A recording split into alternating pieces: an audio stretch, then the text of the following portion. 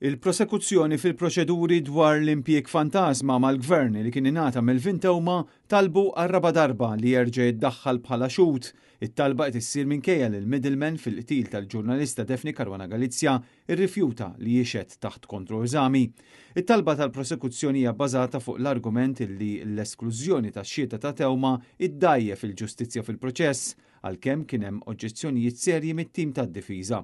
L-avukat Stefano Filletti li qed jirrappreżenta lil wieħed mill-akkużati oġġezzjona bil-kbir għal talba oħra li saret mill-prosekuzzjoni u saħaq il dan l-aġir qed iwassal volontarjament għan-nullità tal-proċeduri. Waqt is-seduta preċedenti kontra Sandro Kraus, l-ex kap tal-Customer Care fl-Uffiċċju tal-Prim Ministru, Anthony Mario Ellul, ex segretarju privat fil-Ministeru tal-Familja, u Anthony Muscat, l-ex CEO tal-kumpanija statali Housing Maintenance and Embellishment Co. Limited, mill-Vintewma qal ripetutament li mhux se jwieġeb mistoqsijiet li jkunu se jsirulu.